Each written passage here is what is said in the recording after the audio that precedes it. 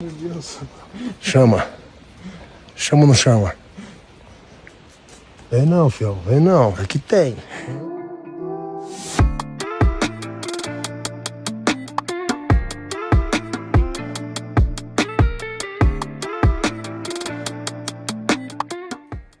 How's it going, guys? Welcome to the podcast. We were just talking about how the Jets suck. And honestly, I'm sure you don't want to talk about that.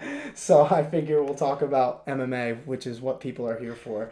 And already off to a bad start. Yeah. Well, hey, we were talking before this, man. This is going to be an interesting episode because I think a lot of people would agree that this card that we just had in UFC 307, the main event, obviously awesome. Take that out. But the rest of the card, just very, very frustrating to watch. And, there's still stuff that's worth talking about because the fights themselves did kind of matter in terms of like the rankings and stuff like that. But overall, outside of the main event, UFC 307 was a pretty frustrating watch. A lot of people were they were pissed about the card coming in because of like the lack of name value and stuff like that, I guess. But I kind of had higher expectations than what the card ended up delivering. You know, I think in hindsight, now that I'm looking at the matchups, you could see how some of those fights maybe could have been duds. Like Bautista Aldo is the one that I thought of first because I'm like, I was excited for that. But then when I thought of like Bautista's style and then ended up like seeing what happened in the fight, I was like, I probably could have seen that coming. But yeah, like I said, UFC 307, besides Pereira Rountree, was just a frustrating watch, whether it be because of the lackluster fights, lackluster refereeing, lackluster judging. There's so many different things that you could dive into with this card, and obviously we're going to. But yeah, man, like I said, frustrating. I know I've said it 1,000 times, but that's just the first word that really pops in my mind when it comes to like the emotions that were going through my head watching this event. I really thought it was one of the weaker UFC pay-per-views that I've seen in a really long time, actually. But what did you think of this one, man? Yeah, I don't know, man. Maybe something to do with the Utah altitude getting into everybody's head. That could have mattered. That definitely could have mattered. Well, yeah. No, like really all jokes aside, I mean, in terms of the name value, I mean, I thought the card had the name value. I thought it was more actually just a matchup thing, to be honest. Like at first, I think the original card, when it was announced, had Jose Aldo on the prelims, and he got the main card spot here, which was cool. Because at Aldo first it was Evloev, right? They fought. Yeah, that's right. That fight was supposed to happen on this card. So, who knows? That fight obviously still yet to happen. I think has a lot of potential to it. So, but if you want to talk about a fight saving a card, then yeah, it doesn't get much more obvious than the main event.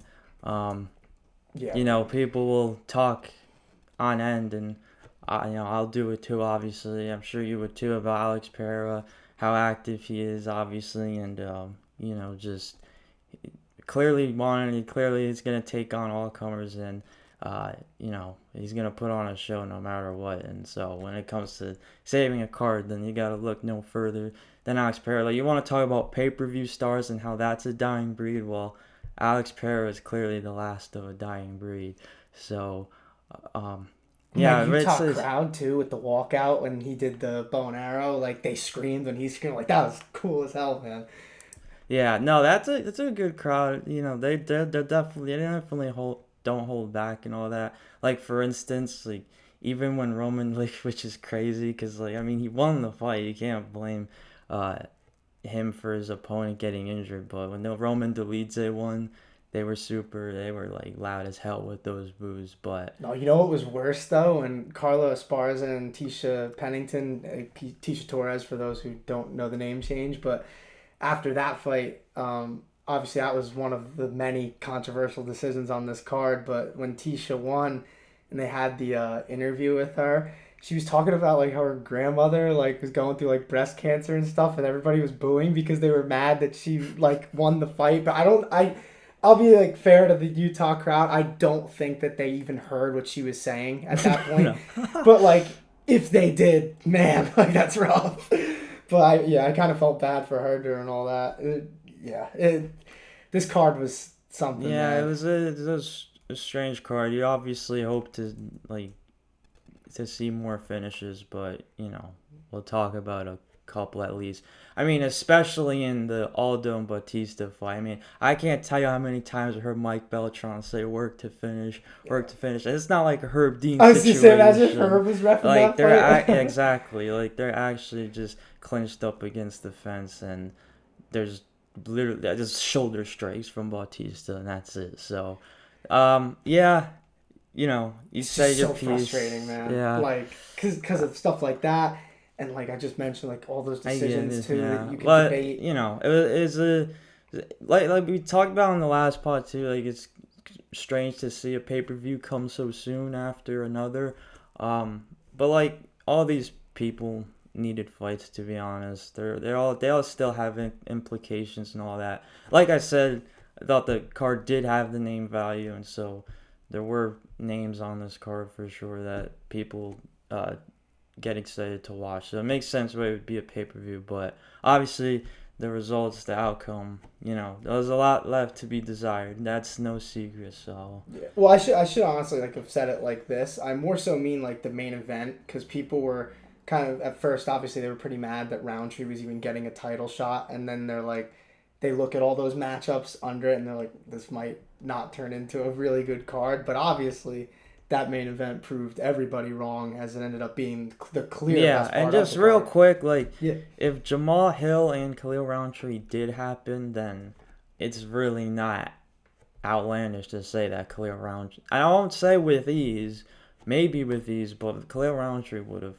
handled business against Jamal Hill. I didn't like Jamal Hill doing the yawn after that fight. I was like, this guy knocked you out in the first round. Like, it wasn't a war. And you know me, I try not to like really crap on a guy that much, and I'm really not trying to. I like watching him fight, but that was a puzzling thing to see. No, well, I think we talk about the heel role, right? How guys, maybe like more guys should play up to it, but not everyone can. Obviously, some try to, and they're just as we'll it's also just talk not about really. in this card. There's so much, dude. There's Jamal so much. Hill, if he's trying to play up a heel role, then yeah, I mean it's just transparent. Like you kind of see right through it that he actually is just salty. I don't think he's playing the heel. I really just think he's trying to sell the rematch. I don't think though he's trying to be like a villain or a hero or anything. I think he's just trying to create a storyline, which isn't there. I don't need to see a rematch right now. So. Yeah, and like I kind of get where he's coming from too, because at UFC 300 there was that weird little moment where Alex stepped forward and got into range, which wouldn't have happened if Herb Dean didn't kind of get in the middle of it. Yeah. But he still knocked him out, and like that didn't have to happen. So I don't know. That rubbed me the wrong way, kind of. And Alex had a hilarious response to it. Maybe he just woke up from UFC 300, which is brutal.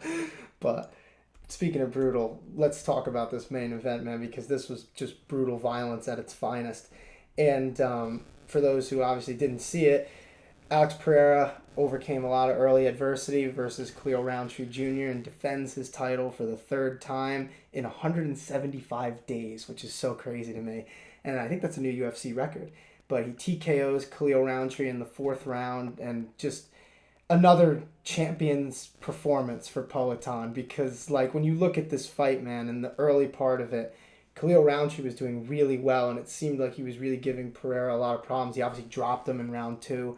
But then, I don't know if it was the altitude or just the fact that he was throwing so much heat behind those shots early, but he kind of seemed to lose it a little bit midway through round 3, and then Pereira just seemed to open up, and from there on out, it was just a slaughter, and that finish in round 4 was just absolutely brutal, man. But what did you think of this fight? Yeah, just to like talk about coming in again, how people didn't want to see this fight for Khalil Rountree, because I mean, I think when you watch Khalil Rountree anyways before this fight, like especially in the Apex where you got the smaller kids, like how he's able, because this guy's got a relentless pace and he keeps it on the feet, and if it does have to go to the ground, then that might even be a worse situation for somebody obviously on the bottom, that kind of ground and pound that he's able to bring. But like in terms of kicks and whatnot too, like Khalil Rountree can kick with the best of them, like Alex Pereira. But you didn't even need to see really that many kicks, anyways, from Khalil. Whether for better or for worse, obviously he still lost the fight. But I mean, obviously when you've got Poatan across from him like that, and then Poatan is so whether or not Poatan wants to telegraph a strike or not, like he's still so unpredictable with that just crazy length of his. So I think Khalil did a good job of checking the kicks, obviously, and blocking the head kicks. Those didn't really phase him, obviously, but man, those hands from Alex, bro, like, and he just lets it fly. He puts those combos together, like, I mean, like the jab itself is devastating, right? And then we all know about the right hand, the right hook, and his left hook is really his signature. But when you're fighting orthodox versus southpaw, that left hook isn't really as much of a weapon. Yeah, and his leg kicks, he couldn't really throw as many of them either, because you can't really open up fully, because then that's more space that you have to like make up to get back. But then if you try and kick with your lead leg, there's just not as much power when you're going against a southpaw. So it's like, I think that he deserves a lot of credit too, just for like kind of being without two of his best weapons and still being able to do what he did. And I think the jab, like you were saying too, is like just incredible in this fight. And I think just overcoming adversity like he can is just, he's really proved a lot this year, hasn't he? Especially at light heavyweight, which really seems to be his weight class. I mean, this is the most dominant champion we've had at light heavyweight since John Jones. Because I don't know if you remember this. Remember back a couple years ago when he was fighting Vieira the first time, and I made that video, the recent history of light heavyweight. Like, just remember all of the things that would happen, like how many times the belt changed hands, and just how many times the division was just kind of like in limbo. This is really the first time since the John Jones era where we've had a champion that's truly dominant, and he's the most exciting fighter in the sport right now. I mean, like I said, 3 title defenses in 175 days. He saved the company multiple times this year. I mean, UFC 300, him ending it like that was insane. UFC 303, stepping in at the last minute after the McGregor-Chandler fight fell out. I just think he deserves so much credit, and considering what we're going to get into with this pay-per-view, him kind of saving it there at the end with this beautiful fight with Khalil Rountree, I just think that he's done so much for the company this year, and he's turned into one of the biggest stars in the sport. It's unreal. Yeah, dude's got a granite chin too. Like, cause Khalil did land some pretty nice strikes here and there.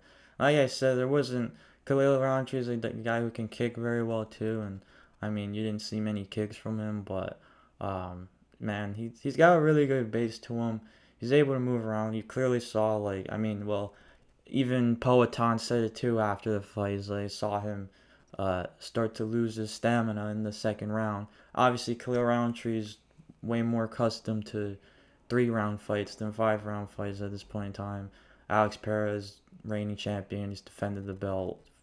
What is it? This is his third. Yeah, okay, I was gonna right. So obviously, Poatan's ready to go 5 rounds if necessary, and just it's just crazy what we're seeing right now, bro. Rountree, he was covering a lot more space, because you mentioned all these fights in the Apex. I think he hasn't fought in an actual packed arena since like 2019, 2020. That's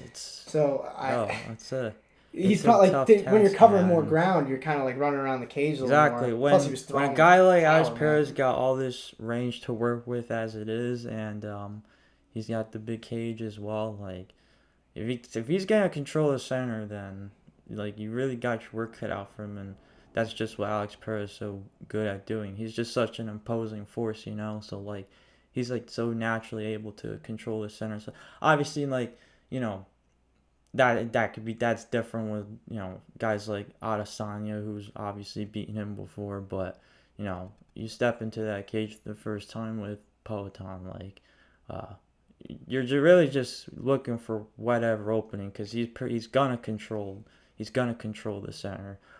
Did you hear what Mark Goddard said too after the fight to Joe Rogan? I just saw this maybe 30 minutes before you got here, so like I don't know if you have. Joe was saying this after the interviews for the main event, because how they'll kind of like sit there and recap it real quick before the post shows. he was saying that Mark Goddard kind of pulled him aside and basically said to him, like, I've been doing this for like 20 years refereeing, and I've never heard any punches that sound like Alex Pereira's do. Like, there's so much power behind them, and they make such a hard sound. Like, it's just, he called it ungodly. That was the word that he used. And I agree. He brings the whole. He brings the cross. He brings the jab. He brings the hook. Obviously, the uppercuts. Like, and they all just are freaking clearly really painful.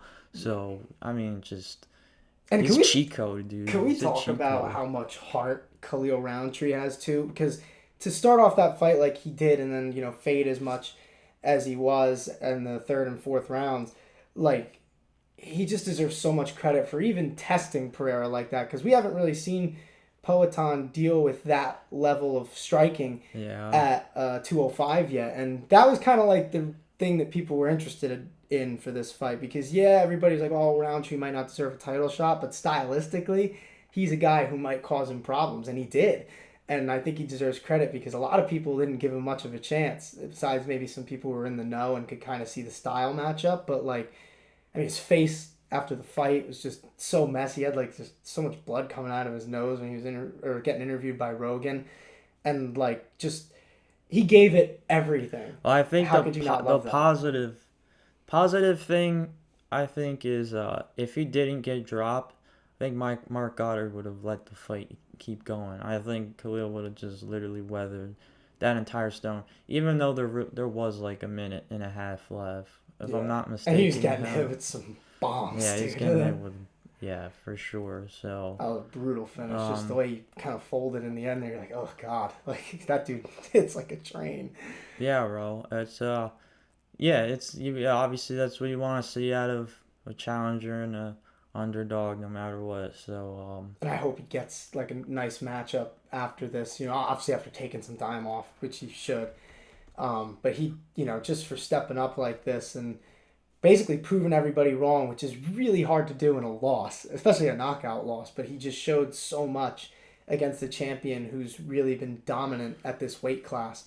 So I was super impressed by both guys in this one, and I think that this fight was truly like the saving grace of this pay-per-view. But when you talk about Alex Pereira, what could be next for him, I think that one is a little bit obvious. I know Joe Rogan was asking him, do you want to go back down to middleweight or maybe even go up to heavyweight? But there's still stuff going on at 205. Obviously next month in the next pay-per-view, Magomed Ankalaev versus Alexander Rakic. I think you could argue the winner of that should definitely get a title shot.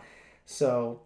And the only reason I think why it is a debate is because of how big of a star Alex Pereira is, and he just always has so many options. But I think if you're sticking to the weight class, the winner of that fight should get the next title shot.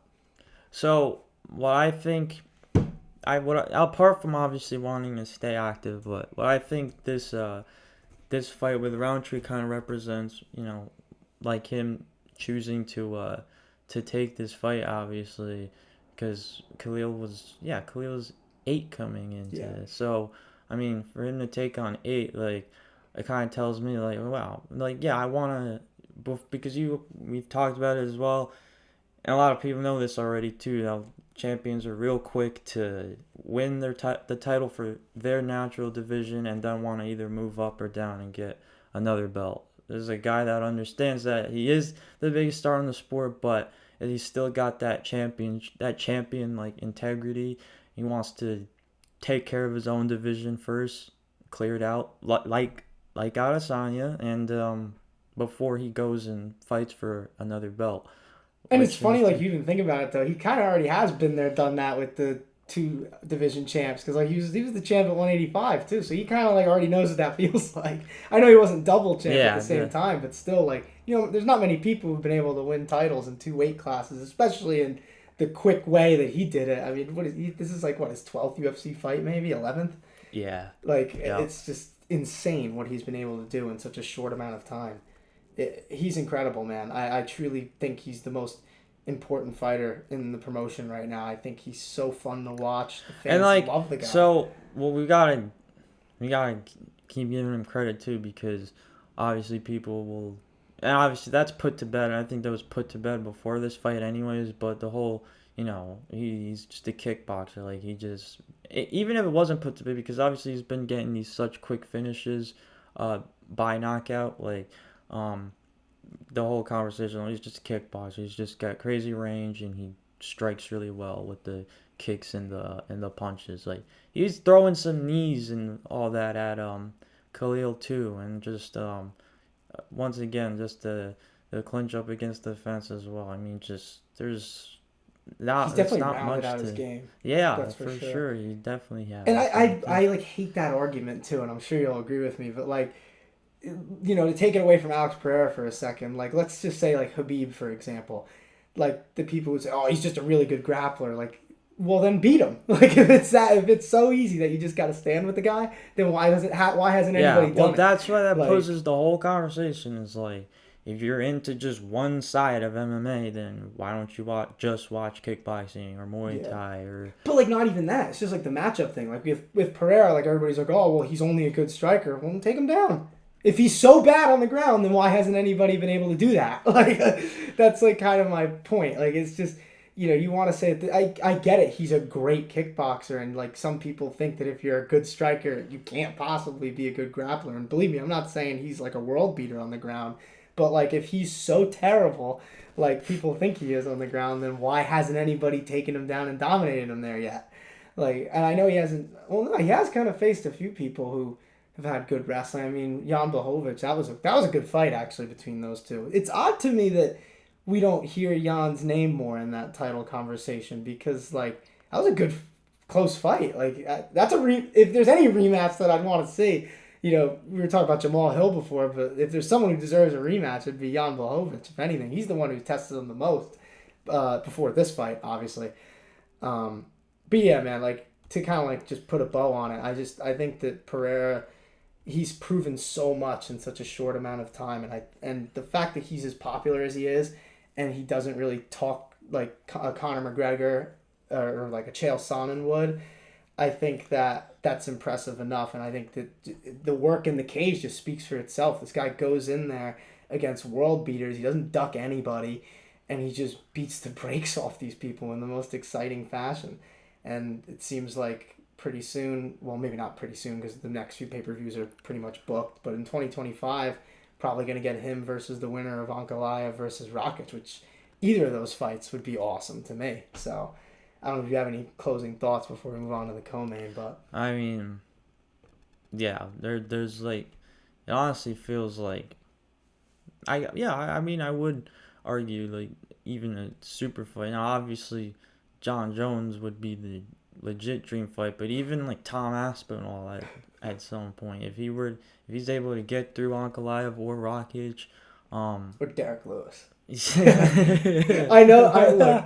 Let me just explain. Like, dude. Tell me, like that wouldn't be kind of a cool matchup at heavyweight. Like, cause the Derek Lewis is like a train. A phone booth fight between Derek Lewis and Alex Pereira, bro. I don't think that'll ever happen. I've thought of that before, and I'm like, imagine those guys in the cage. Yeah, but yeah, no, I agree. I think those fights are out there. I mean, yeah, like Joe Rogan asked, we talked about moving back down to 185 and facing Dricus, like, yeah, dude, like, I mean, I think it's just everyone wants a piece of Poatan, so yeah, I mean, it's because of his popularity. It's kind of crazy how he's done all this in such a short amount of time, but he's super important to the company, and he deserves a nice little break after this fight, considering how active he's been this year. He's still gonna be traveling around, probably going to other events and stuff. I mean, yeah, man, like, it was crazy enough, like, when we went to 302 in the road show, like, he turned up there. And he gets the biggest pop, like, over people who are actually fighting on the card. Like, it's crazy. Remember when we were waiting at the weigh-ins for 302? Because I still love that this happened. New Jersey traffic. The fighter bus was delayed. Do you remember that? Yeah. But like when he got there, like everybody was going nuts, dude. Like I kind of got people through the little wait that we had to have. But and at Ariel's thing too, same thing. Like he just got a huge roar from the crowd. Everybody loves the guy, and Yeah, I'd love watching him fight, and it's going to be a long wait until 2025 to see him fight again, but we'll get there, man. We'll get there. But let's move on to the co-main event, and this fight compared to the main event, you can't even like make that comparison. But for those who didn't see, Juliana Pena, she became two-time now women's bantamweight champion because she defeated Raquel Pennington via split decision, two 48-47s, and then one judge scored it for Pennington 48-47. And you know we've kind of hinted at this a few times already, but this card has had plenty of interesting decisions, and this one was definitely one of them. It was a very close fight. You know, while I say all this stuff about the decisions, I really don't think any of the fights on the card were robberies, but I definitely would say that there were some where I was watching and I probably thought the other person should have gotten it. But that being said, all of them are really close fights, and this one seemed like it was how you scored that first round, because rounds 2 and 3, it seemed like Juliana was really on it, you know, back control obviously for most of those rounds, and Raquel just really had to settle in, and in the championship rounds, it seemed like that's when she was kind of, you know, delivering a little more. But the problem with Raquel Pennington's fight style sometimes is that, like, she just doesn't put her foot on the gas pedal. Like, you could argue she should have won this fight, but if she would have just, you know, put a little more oomph behind, like, her shots and maybe go for more combinations rather than just, you know, jab and pull out, jab, pull out, like, I think maybe she could have won this fight. And who knows what the division, you know, what would be going on right now. But I just think that the lack of urgency that Pennington shows sometimes is what costs her these fights. And she's lost a bunch of fights in her career by split decision for the exact same reason. Like, she just doesn't put her foot on the gas pedal enough. And, you know, against someone like Juliana Pena, who's obviously a good grappler and had that control time on the ground, it's tough to get a decision that way. But this one, I don't know. I guess we could start with a few different things, but I guess the main conversation here would be the decision because it was so controversial. A lot of people thought Raquel Pennington should have won, and I don't know.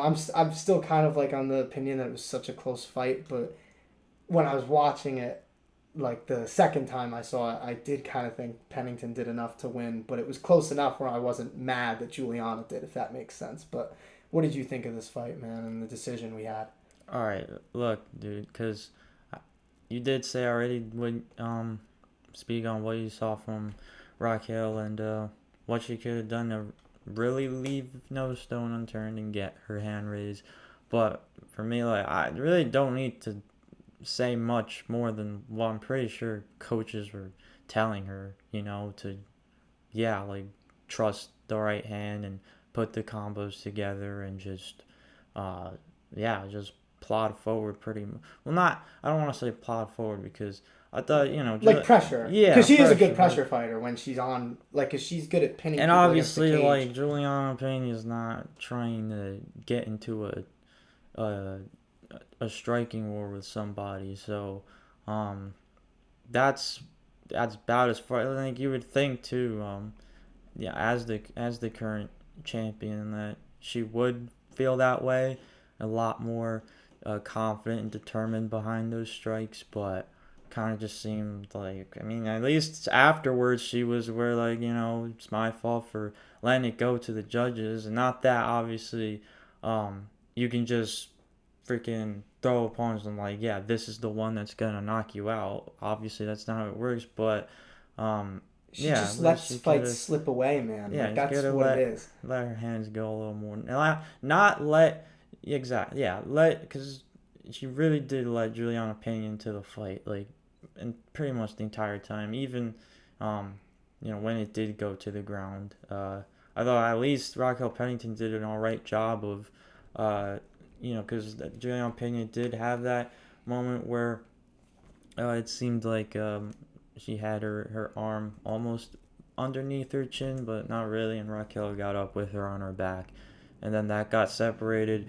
So, yeah, just letting Juliana Pena into the fight and letting Juliana Pena kind of just strike from range and counterpunch and all that. That's all she had to do, clearly, and it was good enough for the judges to see that she won the fight. So, yeah. And I'll say this too, like, from the UFC's perspective, I kind of think they're probably happy that Juliana Pena won this fight, just because she, even if you don't like her, she does promote the division pretty well. And like right now, in terms of excitement, women's 135 to me is by far the least exciting division in the sport.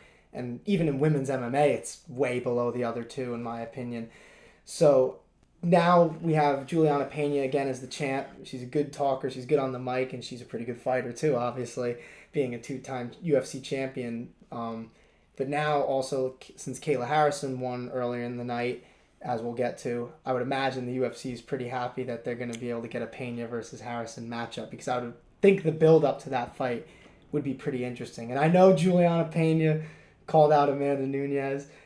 I think that's not going to happen, just because I don't see Amanda coming out of retirement for that. I mean, I know it's 1-1, but the second fight was so one-sided that I don't see why Amanda would have any hunger to come out and take that risk. So I think Pena versus Harrison is probably the fight we're going to get, and I think the UFC is happier that that's the fight rather than Pennington versus Harrison, just because I think the promotional side is so much easier. Yeah, well, I mean, who knows how long it even really takes for we get there anyways.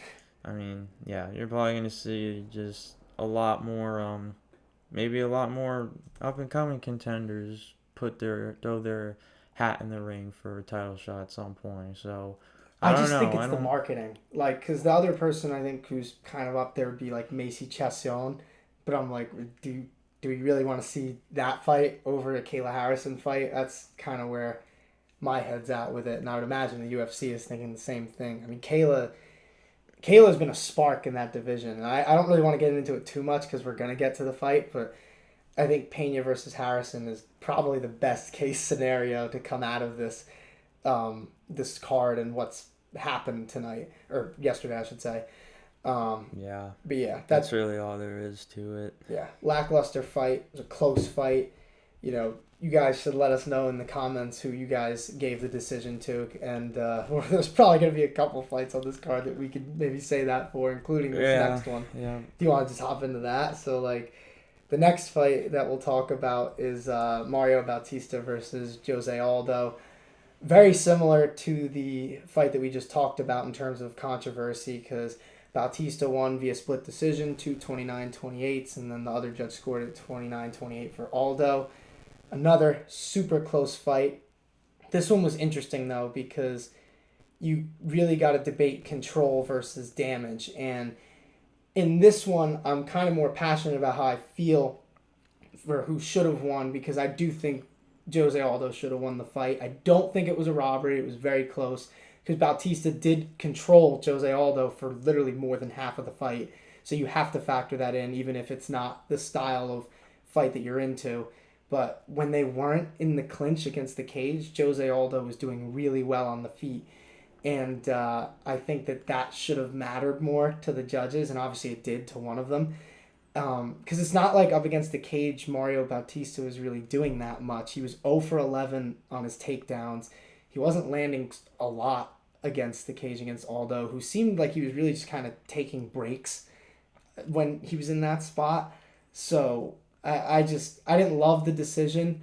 I'm not like angry that Bautista won. Like I said, I see the argument, but I personally thought that Jose Aldo probably should have won that fight. And like I said, it's just frustrating. It was a frustrating card, and like this fight was frustrating to watch, because you felt like Aldo was doing enough to win, but you knew that there was probably a good chance that the control time was going to come bite him at the end, and that's exactly what happened in this one. And yeah, it was just an outcome, I think, that wasn't really good for either of them, because obviously Jose Aldo takes a loss to a guy that maybe not as many casual fans know of, and then everybody's angry at Mario Bautista because he just beat Jose Aldo in a way that wasn't really that impressive at all, if we're being honest. So yeah, who did you give this fight to? I guess we'll start with that. Yeah, so Jose Aldo still packs a good amount of power behind both hands. Honestly, I think he's pretty good at kind of lining up those strikes and combos. But the thing is, he didn't do it enough. I feel like he was really just welcoming Mario Bautista 2-strike, like really daring him to throw so that he could react and counter, which is fair. Obviously, I'm not gonna try to tap into the psyche of a Hall of Famer and try to, pick apart what he was really going for, but Tiz versus Jose Aldo next. UFC 310. Dude, if I ever start fighting, by the time I start, Jose Aldo probably will still be fighting. So he's savage. He's such a savage. So, I think Bautista sees that and he's like, okay, if I'm gonna be fighting on the front foot, then I'm gonna, make it uncomfortable for Jose, and I'm just gonna get him up against the cage. And obviously, mentioned the shoulder strikes earlier. He was throwing a bunch of those, and but that's all it was. Because he was going for takedowns, he didn't secure any of them, and it was just that's all it was. Just trying to win control time because he wasn't landing enough either on Jose Aldo. And so here's my thing, right? After the fight, obviously it's aware that not a fan-friendly style. He's getting booed out the building. Joe Rogan asked him about it too, but I mean he's reacting to the boos as it is, and then when he's asked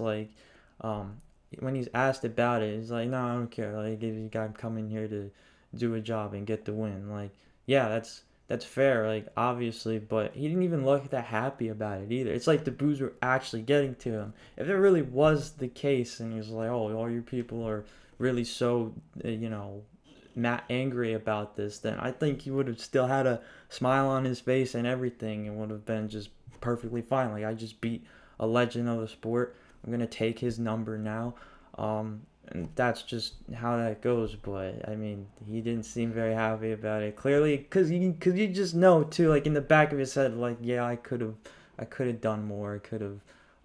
Is that even because it was controversial, and there is a legit argument for Jose Aldo to be made that Aldo won the fight. So that's you already don't want to leave it to the judges as it is, but when it's a controversial split decision, then yeah.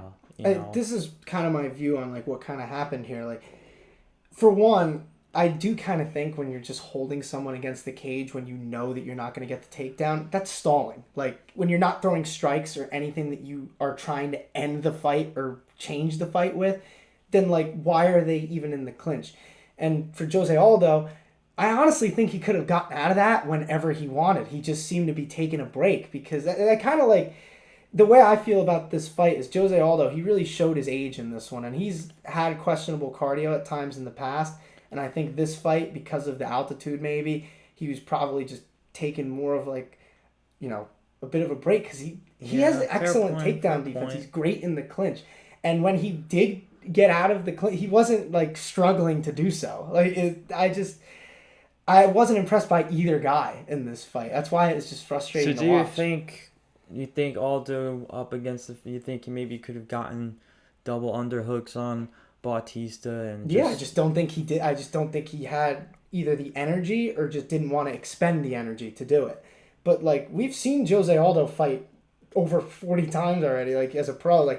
We know what he can do up against the cage. He's had so many crazy finishes, and his takedown defense is excellent. You could argue it's some of the best all time for a striker. What Mario Bautista was doing is stuff that we've seen Jose Aldo get out of with ease before. So that's why I feel it's either him wanting to kind of take a break because he was throwing with heat, man. So I can understand how that can maybe, take a bit out of you. But I don't know if it was just that he couldn't get out, and maybe it was just him showing his age a bit, or if he was just trying to conserve a bit more than he usually does. And either way, it's, I'm not even trying to take away from Bautista for that, because that's Aldo's fault at the end of the day. That's why I said I'm just not impressed by either of them. I don't necessarily I may have given the fight to Jose Aldo, but I don't think he really did a lot. That's literally what Bautista said too. Bautista was clearly aware that Jose Aldo could have gotten out of it, and he didn't. He was like, yeah, it's that's not his fault. Problem. Yeah, I just. But it's it's almost like you could tell Bautista's clearly disappointed too. So yeah, that's just it's just a sucky situation literally all around. So Yeah, I mean, Aldo's 38 years old. I still think he has a lot to give because he clearly is still so skilled. I was cracking up yesterday. I think it was Rogan who said, or John Anik, one of the two. They were talking about how Gilbert Burns said about Jose Aldo. When I started training, Jose Aldo was 5 years older than me, and now he's only a year older than me. I thought that was great. It's like, who knows how old that guy is, man? Because he looks like he could be in his 40s, but he's only 38, and he still just has so much left. You could tell. Like, I mean, dude, on the feet, the power and the speed that he still has is just insane. At a lower weight class, like at bantamweight, 38-year-olds should not be doing what this guy does. And even in a loss, you could kind of see that. And, you know, it's tough for Bautista, like I said, because you're in just a kind of a lose-lose situation. Even if he would have won this fight in a really good fashion, people would have been like, that sucks that Jose Aldo lost. But in terms of like how this fight ended up going, I really think it was just terrible for both guys. And I don't think Bautista's going to gain much from this one. I don't think Aldo's going to lose much, if I'm being honest. So just kind of a puzzling matchup. If I'm being honest, I don't really know why they matched these guys together. Because even this was one of the fights where I was like, stylistically, like in hindsight, this could have been what was going to happen. So I'm like, I don't even know why they made this fight to begin with, and are like shocked that this is what happened. But it is what it is, man. Let's move on to another fight. I don't want to like crap on this one for that long. But Kevin Holland in the next one. This one was just an unfortunate ending against Roman Dolidze. Roman wins after the first round via TKO corner stoppage because Kevin Holland injured his rib in that first round. And it sucks because Dolidze is not going to get a lot of credit for this win, which I do think he should get some because he was dominating in the grappling in that first round even before the injury. And the injury wouldn't have even happened if it wasn't for Kevin being on the bottom in the first place, you know what I mean? So he does kind of deserve a little bit of credit for this win, Dolidze does. But yeah, this fight just kind of anticlimactic at the end of the day. There's not really much to talk about. Real quick, like, but yeah, no, we have seen it from Kevin Holland more and more. He's trying to embrace the ground more, embrace the wrestling and all that. But I mean, you know, wrestling is definitely a very uncomfortable thing for guys who aren't used to it. Don't do it too much. Like, you know, I'll just be like, I've been starting to train some MMA wrestling and stuff, and dude, like, it's freaking like it's pretty humbling, and like it does get pretty uncomfortable, and like it hurts and stuff at times. So like I get it. when you get into the ground, it's such a, because you don't really, especially definitely in a live fight, you don't know how you're gonna land and go to the ground. As long as your opponent gets you there and gets in position, that's all that matters. So that really like just sucked to see Kevin land like that. And at first you thought it was a hip, but is it? So was it in the fall though? I thought it was like a scramble that he kind of like did it, like he was kind of trying to twist. Yeah, he kind of like, and then you saw him like sprawl. So you would think like Dolidze landed a strike there, but it was like a really awkward situation, and like, yeah, like you think, just unfortunate. Yeah, that's really all you could say. I mean, I'm glad his corner stopped the fight. Do we know if it's a rib, right? Yeah, I don't know if it was like broken, dislocated, but it was definitely his rib. Yeah, that just feels absolutely terrible. So. Yeah, it's hard to breathe, and like God only knows what was. And, you know, when you're gonna fight, I mean, it's hard to breathe even when you're not fighting. I mean, yeah, man, I would have loved to see the fight obviously play out regularly. I think Kevin was clearly really amped to get into just an absolute scrap on the feet and stuff, at least. But even if it did go to the ground, like, you know, at least this point in time, Kevin Holland's like, he's all about it. But yeah, I mean, I think at 185 his grappling isn't really as good as it could be at 170. I think Dolidze definitely just had him beat there anyway, so the injury just sucks. Yeah, I mean, Kevin's just not really as strong at 185. I mean, his striking is still really good because he's just really good at that. But with his grappling, when he gets taken down at 185, these guys are so much bigger than him and they're so much stronger. Yeah, so, man. I think he just has trouble scrambling out versus at 170 where he seems to have a lot more leeway. And I agree with what Joe Rogan was saying during the fight. I think if Kevin Holland stayed at 170 and like fully commits to trying to get to the title, I think he could have a lot of success.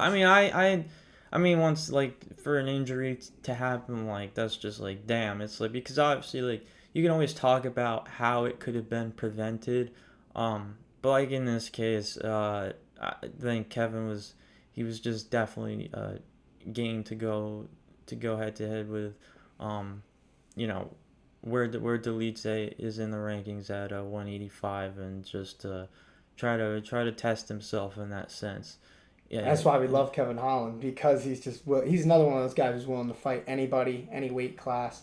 Yeah. So he's a gamer, man. He loves to fight. That's really what it is. I think he definitely want to keep the fight on the feet, but I would have loved to see him hold his own more on the ground, but tough. Man, that's just how that goes, man. Like, yeah, dude, I hope he recovers well. Yeah. And we can see more. Even more of Kevin Holland wrestling, because I think he's definitely.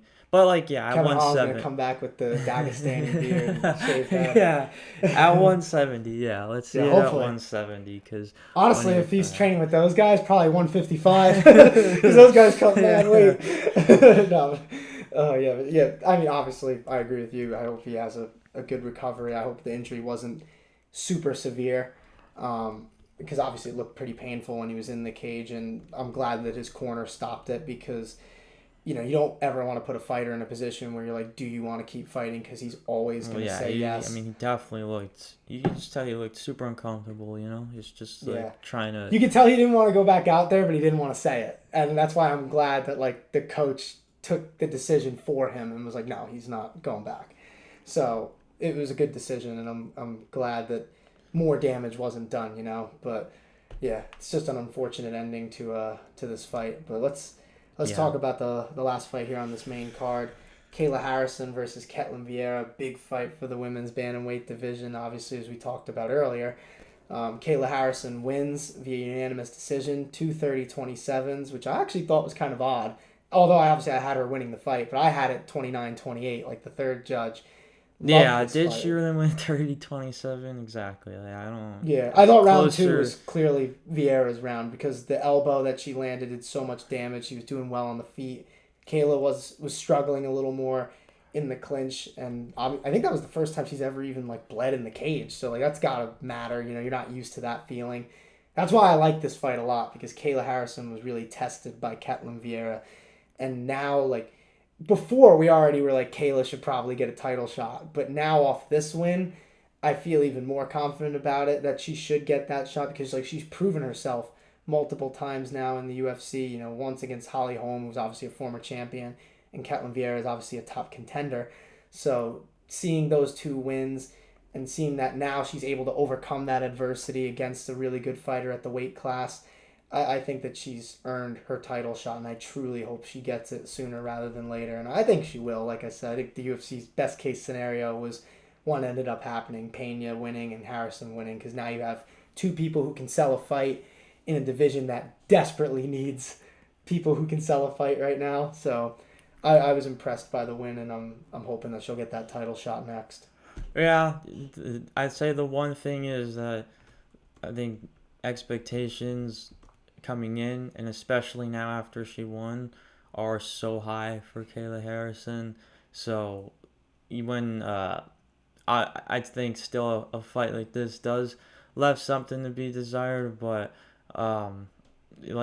she's still in there to do a job, and at least the judges saw 30-27, like that's as good as it gets, really. And I also try to like not grade her on that curve, because like I know that people are like believing in her big time, and they think that she's basically a champion in waiting. So like when you get a performance like this where she doesn't look spectacular throughout the whole fight, maybe people are like, maybe she's not as good. But like she fought the number 2 contender in the division, and this is only her second time fighting there. Cut so much weight to get there. Like that's kind of why I'm like, it's still super impressive that she's even able to do that. And she just came into the UFC. She's fought in this division 2 times, and she's won pretty impressively.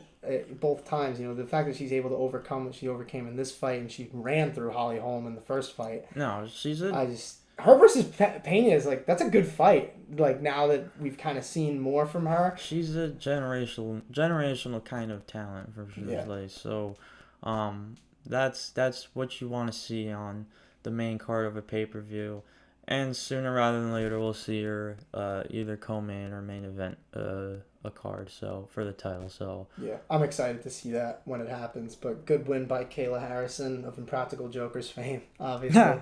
But yeah, let's talk about one of these prelims here, and then we'll kind of wrap a bow on the whole card and talk about what we're going to be doing next week. But in the prelims, Joaquin Buckley, right before pay-per-view started, just starched Wonderboy Thompson, and that was just a brutal knockout in a fight where Wonderboy was winning, you could say. So it was impressive that he was able to stay in it, and I really liked his explosiveness in this one, because you're so used to seeing guys kind of like be wary of Wonderboy because he's such a good counter striker, and we saw it in this fight in those first 2 rounds. But Buckley didn't give that respect, and he was constantly in his face, whether it be with the wrestling or those heavy hands of his, man. And obviously that shot that landed in the 3rd round, you could tell that the fight was over right when he landed it. The way that Wonderboy just got folded immediately, it was that was a crazy knockout, man. Probably one of the better ones on the card. I was super impressed with Joaquin Buckley, and now obviously he's going to be in the top 10 at 170. Called out Kamaru Usman, which is a fun call out. Not sure if that's going to happen, because I think Usman has better options that are less risky. So, but Nightmare versus Newman, so that doesn't have a bad ring to it. But yeah, I mean, why would Kamaru need to take that fight? Yeah. So, anyways, but for this fight, I think honestly, like, and then especially after watching the main event and how Khalil fought that fight, like, Joaquin Buckley does show a lot of like Khalil Rountree to me. Like, I think that's like as far as for if I would compare him to somebody else in another division, like, I do see a lot of Khalil Rountree and Joaquin Buckley. Whereas, I mean, I guess nowadays, like, Joaquin Buckley is a lot more inclined to wrestle more. And then just because he is a lower weight class, like, he's able to, more mobility and athleticism and whatnot. I mean, you saw him go for a cartwheel kick in this fight. I mean, it missed against by Wonderboy. That's crazy, by the way. Needs to be said. It missed by a mile, but I mean, for him to even go for that against Stephen Thompson, like, yeah, bro, like, I think the guy clearly has a large arsenal to his fighting style, already to go with because he's already had this crazy power in his hands, and like I said, he's more inclined to wrestle now. So he's definitely he's shoring up all these parts of his fighting style, and to finish Wonderboy like that, to go into the fight against Wonderboy with that kind of game plan, and just put the pressure on him early, counter, because that's how he won this fight. I mean, he blocked the head kick? Was it a head kick that? What, he landed? No. So I think Wonderboy, if I'm not mistaken, Wonderboy went for a head kick. He blocked it, and then immediately Joaquin Buckley gives him the right hand. Yeah, I think it was something like that, because I know, I mean, I'm struggling to remember exactly, like, when I'm just sitting here thinking, but I know Wonderboy was, like, facing the side when he got hit, so he had to have just thrown something. Yeah. Exactly. He's out of position when he got hit, clearly. He's sharp, dude. He's sharp with his strikes. Like I said, he's already brought the power, so he doesn't even need to worry about that. The power is already there, and he trusts in all of it. He trusts in his athleticism and all of that. So he's exciting for sure. I know outside of the cage, the fans, he's one outspoken mofo for sure, and the fans, they will definitely they'll rip him a new one for that. But you can't deny him in DC.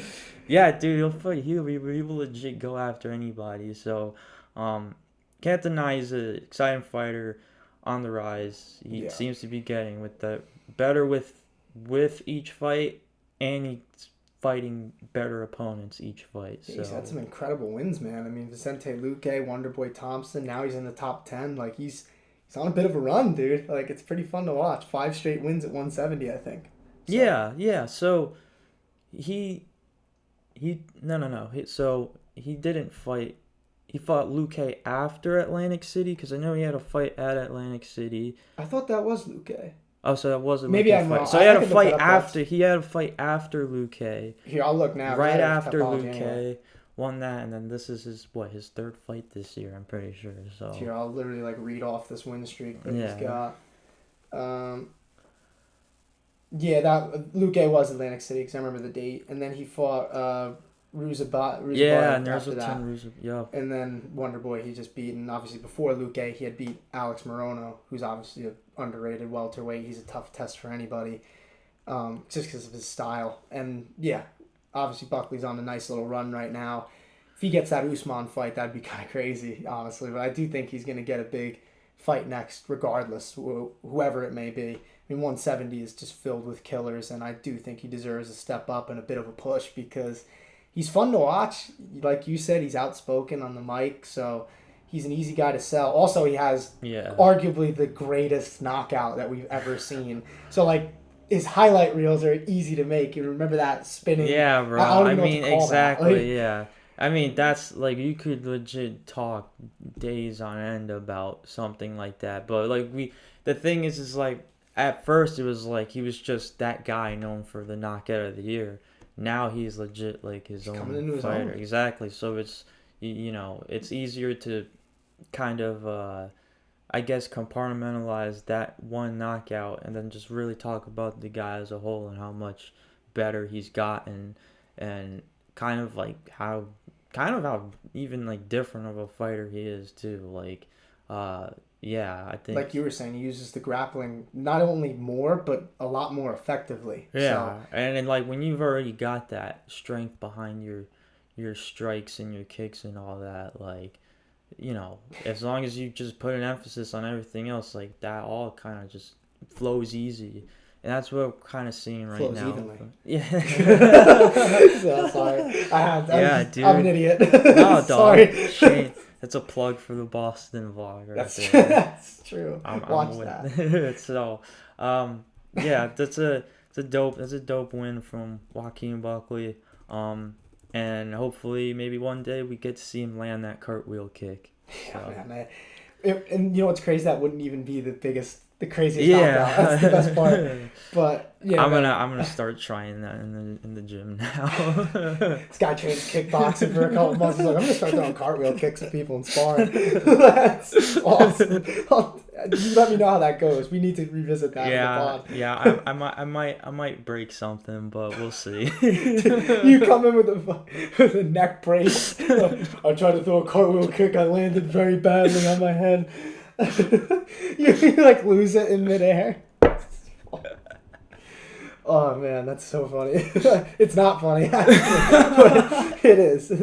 No, I can say because it would be me. It's hilarious. So I'll make sure that doesn't happen. Yeah, no, just whiff. Don't hurt yourself in there. But yeah, man, to wrap up the talk about this card, we can't BS you guys. It wasn't great, but it did have its moments, and there were some good finishes. Obviously, the main event was incredible. That's going to be a fight that I think it could have. Yeah, well, so clearly the main event, the fight of the night, but I think the card as a whole could have been worse. Yeah, I agree with that. Like I said, there were moments, to get into one of them, like Carla Esparza. We talked a tiny bit about it earlier, but she retired.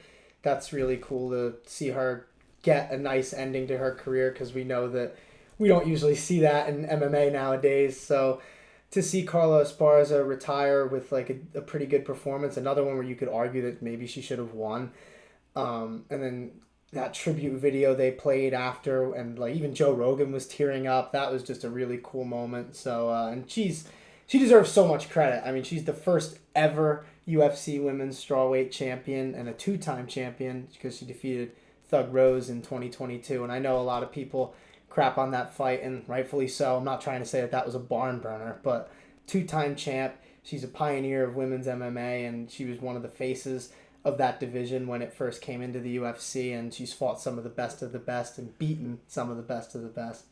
And for that, she deserves a lot of respect, and I hope her retirement treats her nicely, because she's done a lot for this sport, and I feel like she's been underappreciated at times, but the fact that she got such a big cheer after that fight, it's just, I love that, because we don't see that enough in MMA, seeing people go out like that. So shout out to Carla. That was a cool moment on the card. But yeah, overall, card itself, could have been better, could have been worse, but we've said this before, not every pay-per-view is going to be a banger. It's impossible, law of averages or whatever you want to call it. But we talked about quite a bit on this card, a lot of controversy, but also a lot of important stuff for a bunch of different divisions.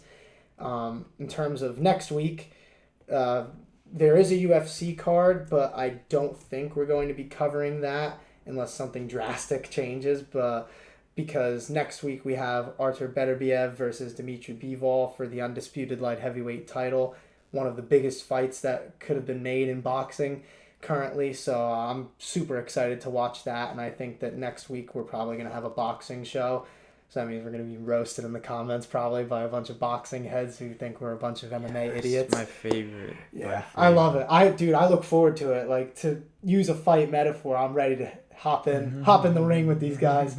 So, we're probably going to be talking some boxing next week, because that's a huge fight. I'm super excited for it, and so we'll see y'all then. Hey, shout out to the I didn't need it today. I never even refilled it. I figured it'd be better to keep it's it half. emptier, but shout out to the Secret Juice. Still here if I need it. Yeah, it's Modelo. half full. It's also sheathed because I think I've told you this off camera before, but I might as well let everybody in on this. It's funny if people, I wonder if anybody's noticed this, but when there's a card that's really, really good, I take it out of the Modelo thing, but when it's a card that's not really that good, I keep it in the sheath, because that card didn't have the secret juice. This one, it was an okay card, just didn't have that secret juice. Shout out to the Modelo, of course, I had some. I got the shirt and all that. Yeah. I had some Modelo for the card myself, so. I missed the UFC Modelo era, because now we're back in the Bud Light era. And I know some people are probably mad about that for whatever reason. Yeah, let's not get into that debate at the end of the pod. Good way to end the pod. Yeah. Let's have a Modelo, have a Bud Light, have some secret juice, and we'll see y'all next week.